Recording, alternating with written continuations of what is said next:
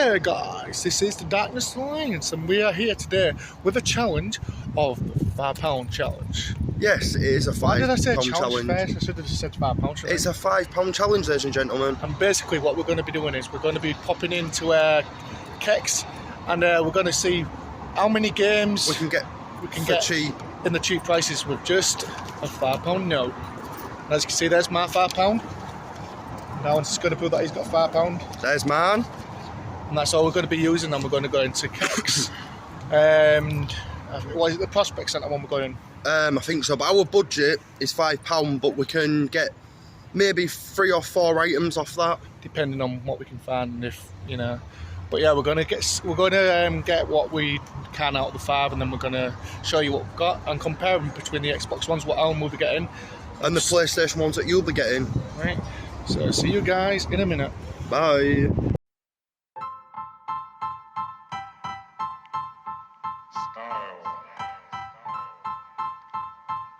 Style is the answer to everything. A fresh way to approach a dull or dangerous thing. To do a dangerous thing with style is what I call art.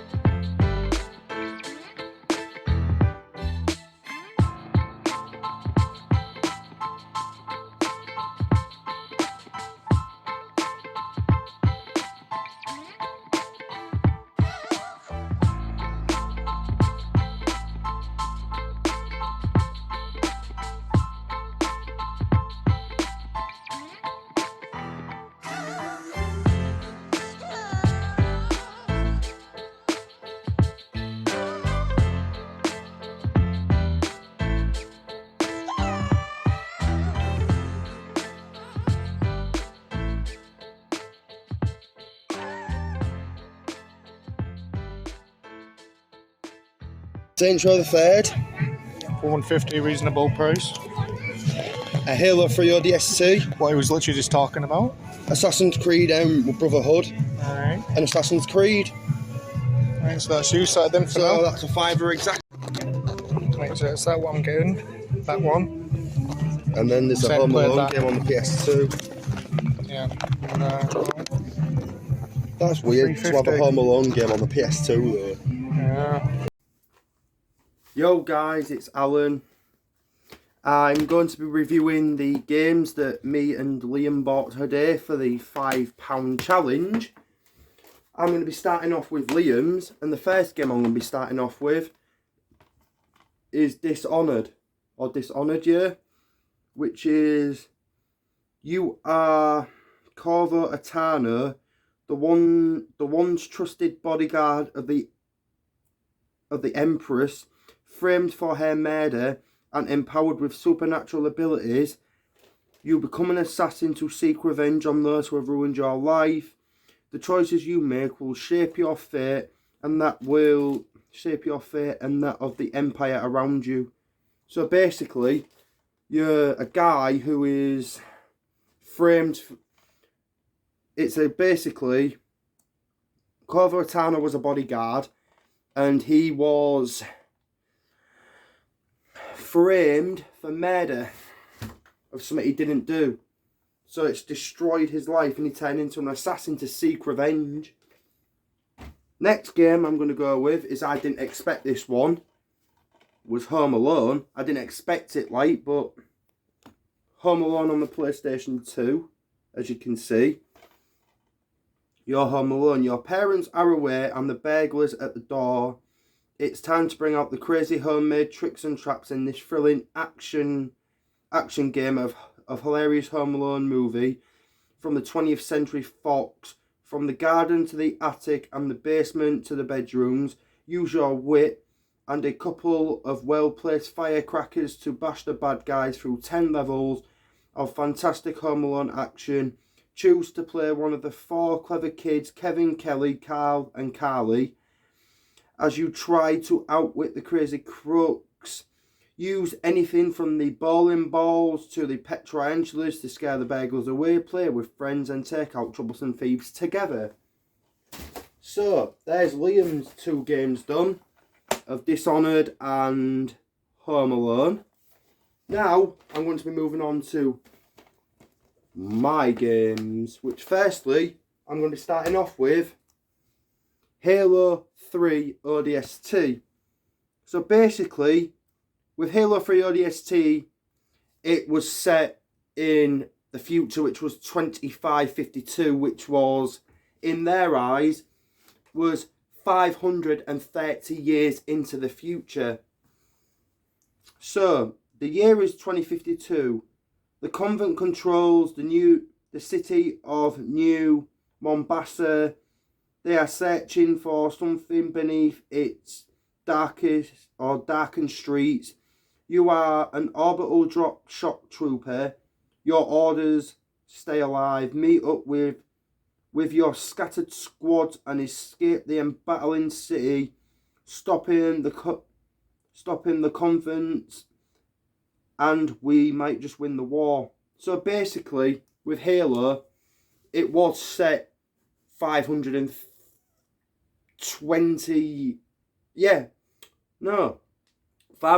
years into the future. And with all these futuristic vehicles like Warthogs and other futuristic vehicles and other futuristic guns that were brought into Halo.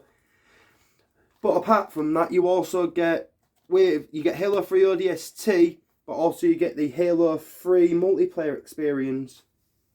Next game is going to be Saints Row the Third. But with Halo, it was made by Bungie and Microsoft Studios. With Saints Row the Third, it is